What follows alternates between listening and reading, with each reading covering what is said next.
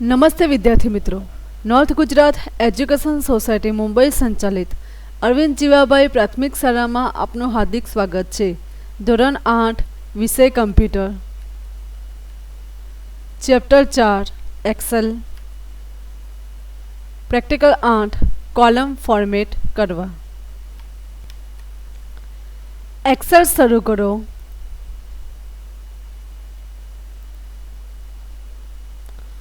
Worksheet marksheet ખોલો. મિત્રો, આપણે જે માર્કશીટ નામની ફાઇલ બનાવી હતી એ ફાઇલ આપણે અહીંયા ઓપન કરીશું. રિસેન્ટ ડોક્યુમેન્ટ્સમાં માર્કશીટ નામની ફાઇલ છે, સિલેક્ટ કરીને ઓપન કરીશું. જુઓ મિત્રો, E3માં મેથેમેટિક્સ શબ્દ સેલમાં સમાતો નથી. જો મિત્રો, આ જે E3 સેલ જે છે, મેથેમેટિક્સ નામનો જે શબ્દ છે એ સેલમાં સમાતો નથી, અને આ શબ્દને સેલમાં સમાવવા માટે આપણે કોલમની પહોળાઈ વધારવી પડશે. એટલે કે મિત્રો, આપણે કોલમને ફોર્મેટ કરીશું. એ કોલમને ફોર્મેટ કરવા માટે કોલમ હેડર બટન E પર ક્લિક કરો. આ રીતે મિત્રો સમગ્ર કોલમ સિલેક્ટ થઈ જશે, એટલે કે હાઇલાઇટ થઈ જશે. મેનુ બાર પર હોમ ટેબ પસંદ થયેલી છે. સેલ્સ ગ્રુપમાં મિત્રો જુઓ, આગળ આપણે વાત કરી એડિટિંગ ગ્રુપની વાત કરી હતી. નામની ગોઠવણી કરવા માટે શોર્ટ એન્ડ ફિલ્ટરનો ઉપયોગ કર્યો હતો. હવે મિત્રો, કોલમને ફોર્મેટ કરવા માટે આપણે સેલ્સ ગ્રુપમાં ફોર્મેટ પરના એરો પર ક્લિક કરીશું. આ મિત્રો છે ફોર્મેટ. તમે એક ડ્રોપ ડાઉન મેનુ જોશો. આ મેનુ પર ઓટો ફિટ કોલમ વિડ્થ પર ક્લિક કરીએ. જો મિત્રો, અહીંયા ઘણા બધા ઓપ્શનો આપ્યો છે. રો હાઇટ, કોલમ વિડ્થ, રોની ઊંચાઈ વધે અને કોલમની પહોળાઈ.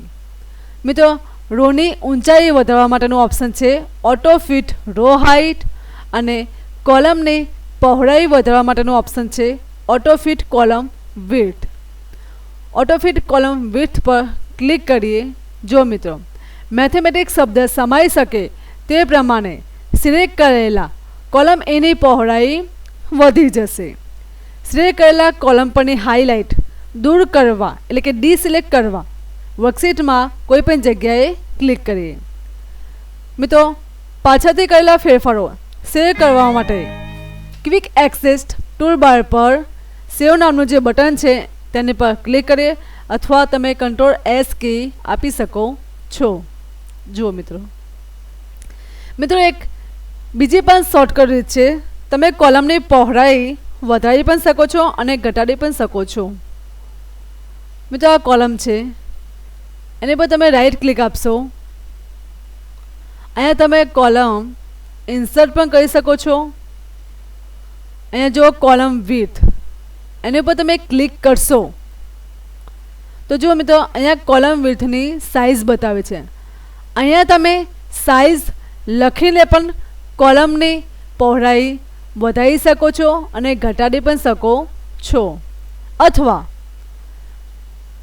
આ રીતે મિત્રો માઉસ પોઇન્ટર આવે, આ રીતનું ચિહ્ન આવે, આમ પછી તમારે માઉસનું ડાબું બટન દબાવેલું રાખીને આ રીતે તમે ડ્રેગ કરશો. જો મિત્રો, મેં માઉસનું ડાબું બટન દબાવેલું રાખ્યું છે તો ઉપર જુઓ કોલમની વિડ્થ, એટલે કે પહોળાઈ લખેલી આવે છે 8.43. હવે જો હું એને ડ્રેગ કરું છું તો જુઓ એ સાઇઝ બદલાય છે. જુઓ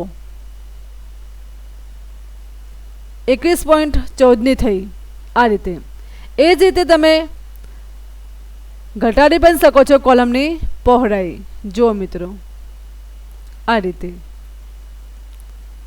એ જ રીતે તમે રોની ઊંચાઈ પણ વધારી શકો છો. રો હેડર પર ક્લિક કરો. સમગ્ર રો સિલેક્ટ, એટલે કે હાઇલાઇટ થઈ જશે.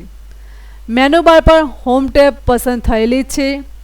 સેલ્સ ગ્રુપના એરો પર ફોર્મેટ પર આપણે ક્લિક કરીએ, અને જેમાં રો હાઇટ નીચે જે ઓપ્શન છે ઓટો ફિટ રો હાઇટ પર તમે ક્લિક કરીને ડેટાનો સમાવેશ કરવા માટે રો હાઇટ કરી શકો છો. મિત્રો આ રીતની રો હોય. જુઓ મિત્રો, તો જુઓ રોની ઊંચાઈ વધારવા માટે ફોર્મેટ પર ઓટોફિટ રો હાઇટ પર ક્લિક કરો એટલે રોની ઊંચાઈ વધી જશે. અથવા મેં તમને કહ્યું હતું એ જ પ્રમાણે અહીંયા માઉસ પોઇન્ટર મૂકો. જુઓ રોની હાઇટ 15 છે. તમે માઉસને ડ્રેગ કરશો, માઉસનું ડાબું બટન દબાવેલું રાખીને એટલે નીચે તરફ ડ્રેગ કરશો એ રીતે જુઓ રોની હાઇટની સાઇઝ વધે છે. જુઓ આ રીતે પણ તમે રોની હાઇટ વધારી શકો છો અને ઘટાડી પણ શકો છો. પાછળથી કરેલા ફેરફારો સેવ કરવા માટે આપણે સેવ ઉપર ક્લિક કરીશું. મિત્રો તમે એક સાથે બધી કોલમની પહોળાઈ વધારી પણ શકો છો અને ઘટાડી પણ શકો છો. કઈ રીતે? તો જો મિત્રો, આપણે આ જે કોલમ છે અહીંયા આપણે 5 કોલમ પસંદ કરી છે, BCDEF. હવે 5ની કોલમની પહોળાઈ આપણે એક સરખી રાખવી છે. તો તમે આ રીતે સિલેક્શન કરીને માઉસનું ડાબું બટન દબાવી રાખીને તમે એક સરખું જુઓ ડ્રેગ કરશો આ રીતે, તો કોલમની પહોળાઈ એક સાથે વધી જશે અને એ પણ 5 કોલમની પહોળાઈ એક સરખી થઈ જશે. એ જ રીતે તમે રોની હાઇટ પણ વધારી શકો છો. આ રીતે રો સિલેક્ટ કરો અને આ રીતે માઉસને ડ્રેગ કરો. જુઓ મિત્રો,